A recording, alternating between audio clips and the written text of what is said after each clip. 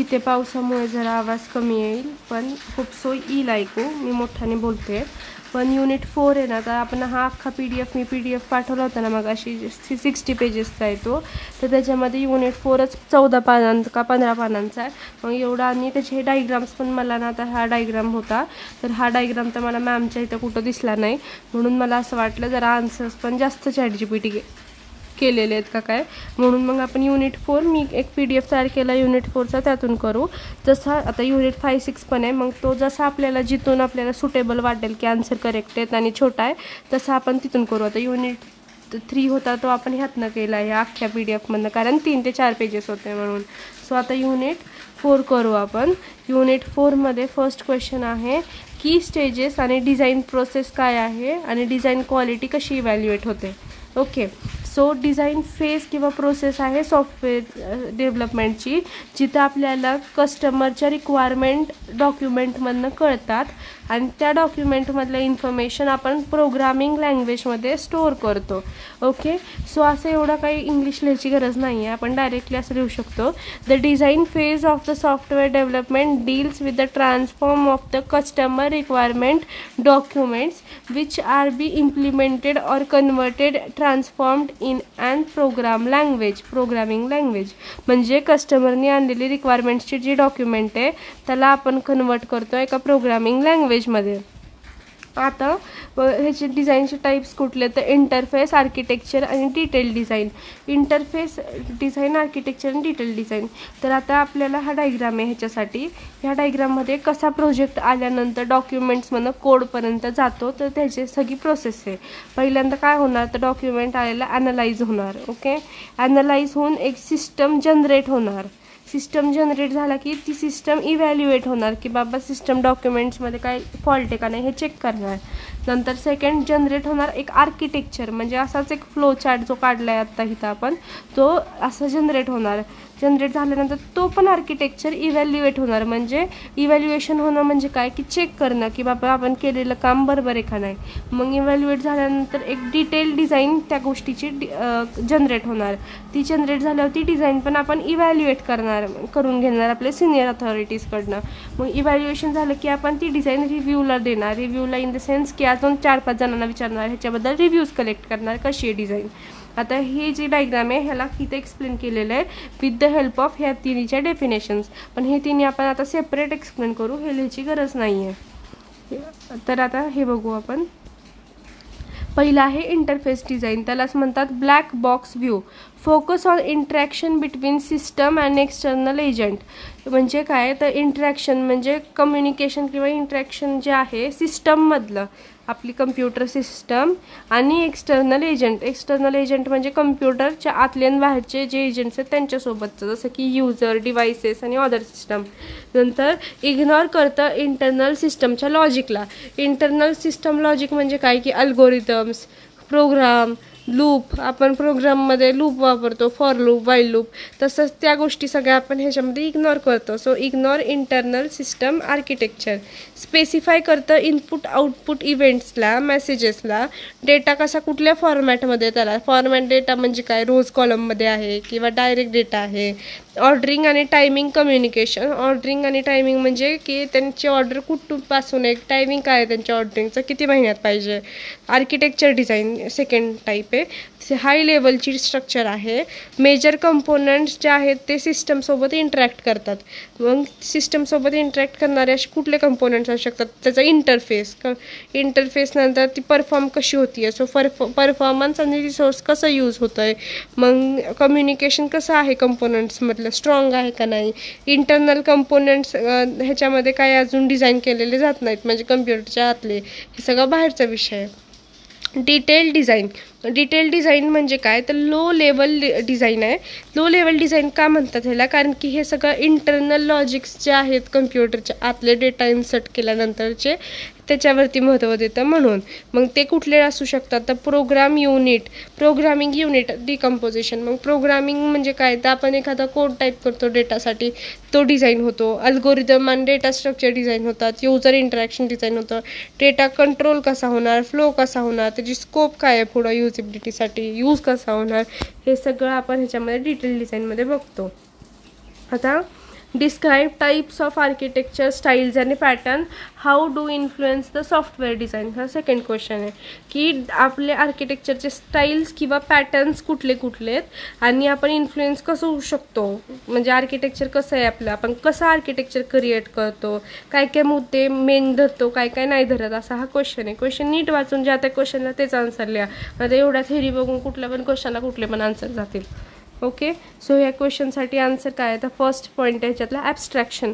ॲब्स्ट्रॅक्शनचं real meaning काय असतं तर ॲब्स्ट्रॅक्शन म्हणजे डेटा जो आपल्याला हवा आहे तोच आपल्याला पुढं घेणार आणि अनवॉन्टेड डेटा जो आहे तो लपवणार, ह्याला म्हणतात ॲब्स्ट्रॅक्शन.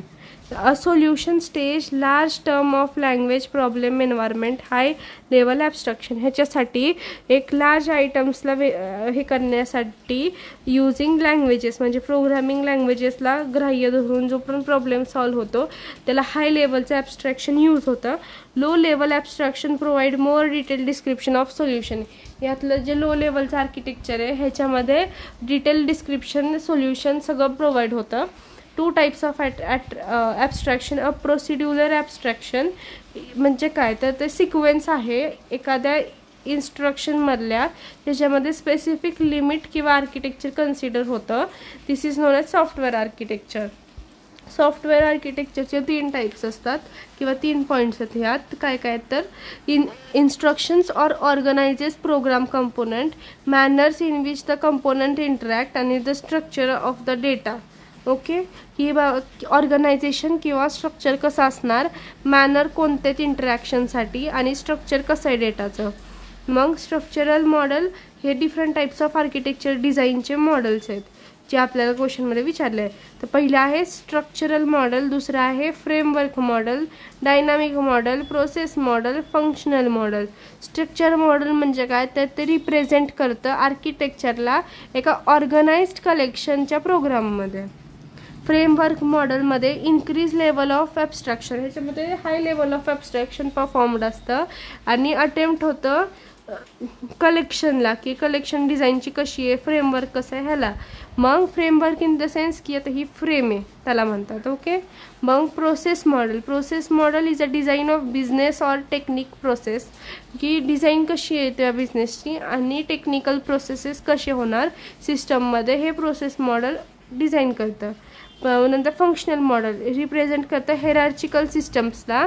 हेरार्चिकल सिस्टम्सला रिप्रेझेंट करणं म्हणजे काय तर example open world for a door. Open for a door जसं की एखादा शब्द आहे तर त्याला असं वेगळ्या वेगळ्या लाईन्समध्ये लिहिणं किंवा आपण एक सिक्वेन्स किंवा असं काही तयार करतो ना असं वेगळं वेगळे शब्द वगैरे असं. जसं की जर लिहिलं walk to the door, reach out, हे नाही लिहिलं तरी चालेल, काय ते फालतू आहे. फंक्शनल मॉडेलची डेफिनेशन एवढीच आहे की use to represent functional hierarchical of the system. Functional hierarchical of the system म्हणजे काय की आपण जो फंक्शन यूज करतो त्याच्या पाठीमागचा त्याचा पास्ट काय हेरार्चीमध्ये काय काय आहे त्याच्या ह्याला आपण इम्पॉर्टन्स देतो, एवढंच आहे त्याच्यामध्ये. आता ह्याच्यात काय आहे data abstraction. Data abstraction is a collection of describe data object like any data object. Data abstraction for door swing directions. Data ॲब्स्ट्रॅक्शनची पहिल्यांदाच डेफिनेशन सांगितली. Collecting the data and hiding the unwanted data is called as abstraction. एवढं लिहिलं खूप झालं. आता ह्याच्यामध्ये data design आणि डिस्क्रिप्शन ऑफ स्ट्रक्चर कसं आहे ते विचारलं आहे. तर ह्याच्यामध्ये काय आहे की provide description enable design determine. आपलं जे डिझाईन आहे त्याचा पॅटर्न डिस्क्राईब करतो. Applicable to current work. Current work आहे त्याला ॲप्लिकेबल आहे का, रियूज्ड आहे का, रियूज करू शकतो का आपण पुन्हा कधीतरी.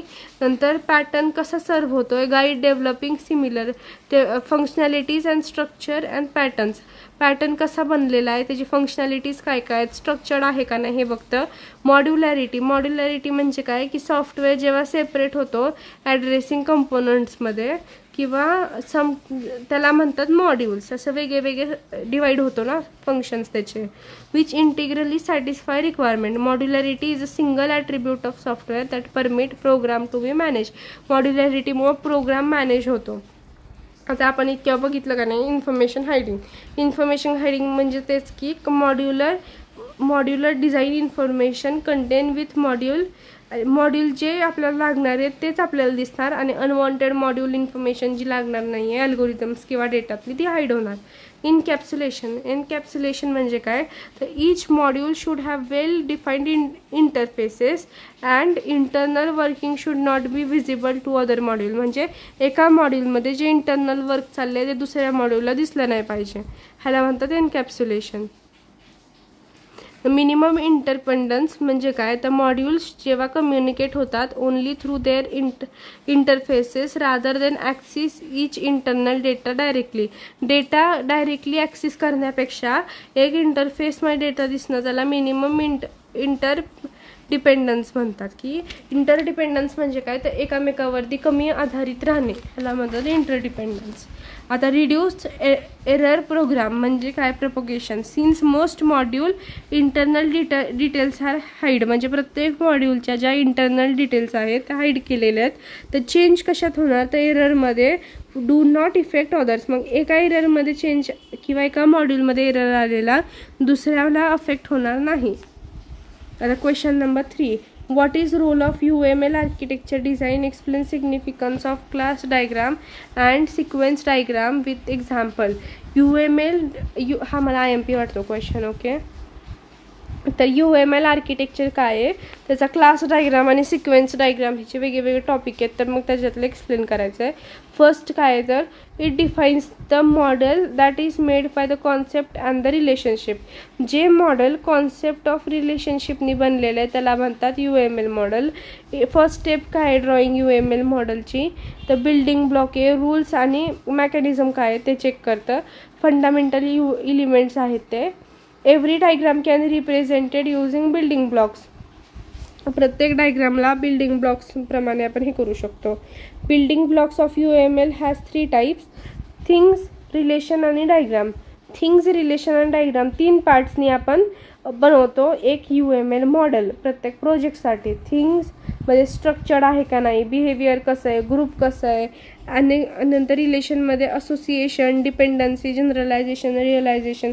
असोसिएशन म्हणजे एकामेकात कसं रिलेशन आहे, डिपेंडन्सी एकामेकावर किती डिपेंडेड आहेत मॉडेल्स, जनरलायझेशन म्हणजे की पब्लिकली किती डिपेंडेड आहेत, रिअलायझेशन म्हणजे त्यांना सगळी इन्फॉर्मेशन आहे का, डायग्राम्स म्हणजे स्ट्रक्चर आणि बिहेवियरवर डायग्राम काढला जातो. ओके, सो आता पहिला आहे क्लास डायग्राम. क्लास डायग्राम म्हणजे काय, त्याच्यामध्ये क्लासेस, इंटरफेसेस आणि कोलॅबरेशन, जनरलायझेशन, डिपेंडन्सी हे सगळं इन्क्लूड असतं. स्टेप काय असते, तर सिस्टमला रिक्वायरमेंट काय आहे, क्लास आयडेंटिफाय करणं, ॲट्रिब्यूट्स आणि मेथड्सला ईच क्लासमध्ये डिफाईन करणं, मग आणि आयडेंटिफाय करणं रिलेशन काय काय आहे दुसऱ्या क्लासेसमध्ये. आता हे 3 क्लासेस आहेत, या 3ही क्लासेसमध्ये हे दाखवलेलं आहे ते रिलेशन आहे. सो आता हे बघू आपण. ऑर्गनाईज करतं डायग्रामची लेआउट. पहिला आहे कस्टमर, दुसरा आहे बँक आणि अकाउंट. इथं आपण पेपरमध्ये काढताना असे 3 बॉक्सेस कस्टमर, बँक, अकाउंट काढायचं. Customer name, customer ID, account number, account ID असं काय काय मनाने येतं ते लिहायचं. बँकमध्ये पण बँकमध्ये काय काय असतं ते लिहायचं.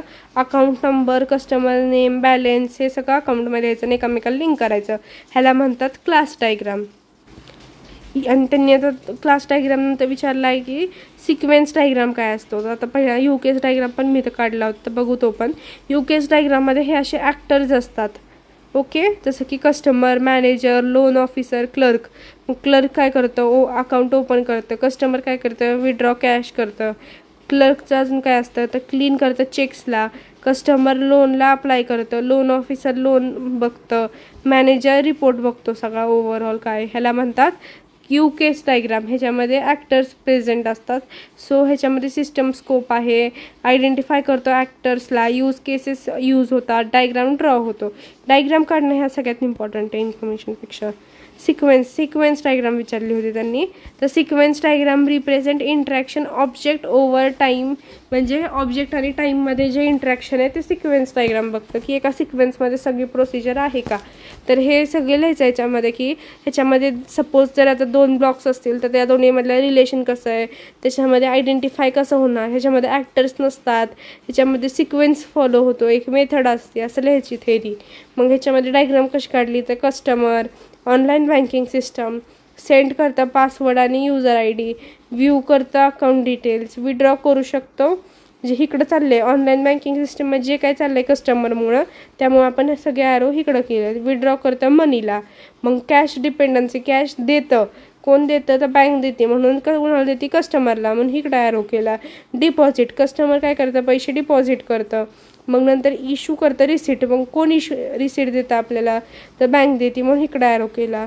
चेक करू शकतो आपण बँक बॅलन्स आणि शो करतं बँक बॅलन्स कस्टमरला, म्हणून इकडे ॲरो केला. लॉग आउट केलं की कस्टमरसाठी लॉग आउट करतो. हा झाला सिक्वेन्स डायग्राम, की एका स्टेप बाय स्टेप प्रोसिजरमध्ये जो डायग्राम आहे त्याला म्हणतात सिक्वेन्स डायग्राम. आता हे काय आहे, defined concept of software architecture. Software architecture म्हणजे काय आणि डिझाईन ह्याची कशी आर्किटेक्चरमध्ये इम्पॉर्टंट रोल प्ले करते. ओके, सो ह्याच्यामध्ये बघितलं का 4 ते 5च प्रश्न आहेत. फक्त आन्सरची लेंथ मोठी आहे, कारण की आन्सर खूप मोठे लिहायला लागतात सॉफ्टवेअरला. जेवढी थेअरी लिहिली तेवढी कमी असते, असं वाढवून चढून खूप लिहायला लागतं. मग ह्याची काय येतात सॉफ्टवेअर आर्किटेक्चरची definition. Software architecture is a programming computer overall structure of system. की आर्किटेक्चर म्हणजे काय, की कम्प्युटर किंवा प्रोग्रामची ओव्हरऑल स्ट्रक्चर कसं आहे, सिस्टम कशी आहे, त्याला म्हणतात सॉफ्टवेअर आर्किटेक्चर. त्याच्यामध्ये कंपोनंट्स असतात, एक्सटर्नली व्हिजिबल प्रॉपर्टीज असतात, रिलेशनशिप्स असतात दोन्हीमध्ये, इंटेलेक्च्युअल ग्रास्पिंग मॉडेल्स असतात. की इंटेलेक्च्युअल म्हणजे काय, की कसं ग्रास्प होणार. ग्रास्प म्हणजे काय, घेणं. डोक्यात सपोज आता आपण हे सगळं वाचतोय, हे सगळं आपल्या डोक्यात जाऊन स्टोर होतोय. सो आपली ग्रास्पिंग कॅपॅसिटी काय, की आता सपोज 2 तास लागतात आपल्याला 1 युनिट करायला, तर आपण फास्ट ग्रास्प करतोय, पण आपण 4 तास दिवसभर एकच युनिट करतोय, मग ती आपली ग्रास्पिंग कॅपॅसिटी कमी आहे. असं ह्याला त्याचा मिनिंग आहे. मला असं प्रॉपर शब्द नाही सांगता येणार, पण असा अर्थ सांगू शकते. सो इंटेलेक्च्युअल ग्रास्पिंग मॉडेल, हे हायलाइटेड वर्ड्स आलेच पाहिजेत. ओके, डेटा डिझाईन म्हणजे काय, तर सॉफ्टवेअरचं डायरेक्ट इम्प्लिमेंटेशन एका शेप्समध्ये किंवा स्टोरेज फ्लो चार्ट अशा ह्याला सॉफ्टवेअर डिझाईन म्हणतात, डेटा डिझाईन म्हणतात किंवा सॉफ्टवेअर आर्किटेक्चर म्हणतात. आता डिफाईन कंपोनंट इंट्रॅक्शन. कंपोनंटचं इंट्रॅक्शन कसं आहे, तर डेटा डिझाईनमध्ये एक आउटलाईन क्रिएट होती युजरसाठी एक्सटर्नल सिस्टीमद्वारे आणि फ्लो करतं इन्फ्लुएन्सेसला, की इन्फ्लुएन्स कसं होतं आहे स्ट्रक्चर्ड अँड कम्युनिकेट करतं विथ इच अदर. म्हणजे जसं की पाईप आणि फिल्टर, पाईप आणि फिल्टर आर्किटेक्चर. पाईप आणि फिल्टर आर्किटेक्चर म्हणजे काय, की पाईपलाईन आणि फिल्टर आहे, तर दोन्हीमधलं इंट्रॅक्शन कसं होतं आहे ते. Components are organized in a sequence. प्रत्येक हे कंपोनंट सिक्वेन्समध्येच पाहिजेत ह्याला. Influence database storage architecture. Database कसं स्टोअर होतं त्याचं आर्किटेक्चर आहे. ह्याच्यामध्ये स्टोरेजला इम्पॉर्टन्स दिला जातो. डेटाबेस म्हणजे आपल्याला माहितीच आहे, ह्याच्यामध्ये रिलेशनल डेटाबेस यूज होतो आणि NoSQLचा जो डेटा आहे तो पण यूज होऊ शकतो. आर्किटेक्चरचं स्टोरेज लेअर इम्पॉर्टंट आहे, ॲक्सेस करतं पॅटर्न कुठला त्या गोष्टीला. ओके, इम्पॅक्ट API म्हणजेच app programming interface interaction design. Okay, मग ते कसं आहे, तर data type structure format. Data type कुठले वापरलेत, स्ट्रक्चर कसं आहे, फॉर्मॅट कसा आहे डेटाचा, डिझाईन कशी होणार आहे ते APIच्या इंटरफेसमध्ये बघितलं जातं. नंतर determine layer architecture design. Layer म्हणजे काय, तर एकानंतर एक किंवा एकावरती एक लेयर्स असतात. जसं अर्थच्या कडेनी पृथ्वीच्या कडेनी जसे ॲटमॉस्फिअरिक लेअर असतात स्ट्रॅटॉस्फिअर, तशा लेयर्स म्हणजेच लेअर्ड आर्किटेक्चर. मग ते कसं होणार, तर ह्याच्यामध्ये 3 लेअर आहेत, presentation layer, business logic layer आणि डेटा ॲक्सेस लेअर. मग ह्याच्यामध्ये पहिल्यांदा प्रेझेंटेशन दिलं जाणार, बिझनेस कसा होणार त्याचं लॉजिक समजवलं जाणार आणि डेटा ॲक्सेस कुणाकुणासाठी आहे, कोण कोण या प्रोजेक्टमध्ये इन्वॉल्ड आहे त्याच्यानुसार डेटा ॲक्सेस लेअर असणार. Affect scalability and performance. Scalability and performance म्हणजे काय, की डेटाचं व्हॉल्यूम किती आहे, म्हणजे किती डेटा आहे प्रेझेंट. फ्रिक्वेन्सी काय डेटाची कुठनंपर्यंत प्रेझेंट आहे आणि कॉम्प्लेक्सिटी म्हणजे किती अवघड आहे हे सगळ्याला मॅनेज करणं हे बघितलं जातं. जसं यूज कॅशिंग, लोड बॅलन्सिंग आणि शेअर्ड रेप्लिकेशन म्हणजे रिप्लेस होतं आहे का नाही ते बघितलं जातं. So compare the contrast between the use case diagram and use case म्हणजे आपण मगाशी पाहिलं की यूकेस डायग्राम म्हणजे काय असतं, त्याच्यामध्ये कॅरेक्टर्स असतात प्रेझेंट. ओके, ते कॅरेक्टर्स, आता कॅरेक्टर पहिला असणार कस्टमर, दुसरा कॅरेक्टर होता मॅनेजर, एक कॅरेक्टर होता लोन ऑफिसर. तसं यूकेस डायग्राम आहे, त्याला म्हणतात. तर आपल्याला करायचं काय ह्याच्यामध्ये, तर कोलॅबरेशन डायग्राम आणि यूज केस डायग्राममध्ये आपल्याला डिफरन्स लिहायचा आहे. तर पहिल्यांदा कोलॅबरेशन डायग्राम काय आहे हे बघू. कोलॅबरेशन डायग्राम म्हणजे कम्युनिकेशन होण्याचं डायग्राम, व्हिज्युअलायझेशन, ऑब्जेक्ट कसं इंटरॅक्ट होतं हे सगळं कोलॅबरेशन डायग्राममध्ये येतं. आयडेंटिफाय करतं यूज केस किंवा सिनॅरिओ काय आहे त्याला कोलॅबरेशन डायग्राम. ऑब्जेक्ट इन्व्हॉल्व कसं आहे, ऑब्जेक्टचं रिलेशनशिप कसं आहे, कम्युनिकेशन कसं आहे हे पण कोलॅबरेशन डायग्राम बघतं. Number of message and sequences, की किती मेसेजेस आहेत आणि सिक्वेन्स कसा आहे ते बघतं. जसं की आता ह्याच्यामध्ये कस्टमर आहे आणि ऑनलाईन बँकिंग सिस्टम आहे, दोन्ही साईडनी लेनदेन होणार, सो दोन्ही साईडनी ॲरोज येत आहेत. नंतर पहिलं काय होणार की युजर आय डी पासवर्ड देतं काय काय ते इथं लिहायचं, घेतं काय काय ते इथं लिहायचं आणि लॉगआउटचा ऑप्शन. आता ह्यातला डिफरन्स आहे कोलॅबरेशन आणि यूज केस. कोलॅबरेशन एक इंट्रॅक्शन आहे स्पेसिफिक टास्कमधलं. यूज केस काय आहे, रिप्रेझेंटेशन आहे फंक्शनॅलिटीजचं युजरच्या पर्स्पेक्टिव्हनी, म्हणजे कस्टमर किंवा जो आहे कोण त्याच्या पर्स्पेक्टिव्हनी कसं आहे ते फोकस करतं ऑब्जेक्ट रिलेशनशिप आणि मेसेज फ्लोवरती. आणि यूज केस ॲक्टरच्या इंट्रॅक्शनवर. ॲक्टर इन द सेन्स आपण मग अशी काढलेलं की कस्टमर, परत तिथं मॅनेजर, असं सगळं. नंतर level of detail, real time आणि इंटरॅक्शन बिटवीन ऑब्जेक्ट, ह्याच्यामध्ये हाय लेवल आणि सिस्टममध्ये दाखवलं जातं. ओके, पण कसं दाखवलं जातं हे नसतं, फक्त दाखवलं जातं, शो केलं जातं. View type, dynamic view object behaviour. Okay, ह्याच्यामध्ये स्टॅटिक व्ह्यू, डायनामिक म्हणजे काय की सतत चालू राहणारं, स्टॅटिक म्हणजे काय तर थांबलेलं. Used by developer and system developer, business analyst and stakeholder developers. नंतर इलिमेंट्स, ऑब्जेक्ट, लिंक आणि मेसेजेस, सिक्वेन्स आणि डायरेक्शन दाखवलं जातं कोलॅबरेशनमध्ये. ॲक्टर्समध्ये ॲक्टर्स प्रेझेंट असतात, यूज केसेस आणि बाउंडरीज असतात. UML डायग्राम टाईप, ह्याच्यामध्ये बिहेवियर इंट्रॅक्शन डायग्राम आहे, हा पण बिहेवियर यूज केस डायग्राम आहे, ह्याचं नाव आहे. Complexity, high complexity, more complex, useful for design and implementation, design आणि इम्प्लिमेंटेशनसाठी यूजफुल आहे. Simple and useful for gathering, म्हणजे डेटा कलेक्शनसाठी. यूज ऑफ SDLC, SDLCचा यूज आहे डिझाईनचा, तर हो used for object collaboration. Requirement phase, ही डिझाईन फेज आणि ही रिक्वायरमेंटची फेज आहे, म्हणजे ही पहिली फेज असते, ही दुसरी फेज असते. ओके, तर हा होता युनिट 4.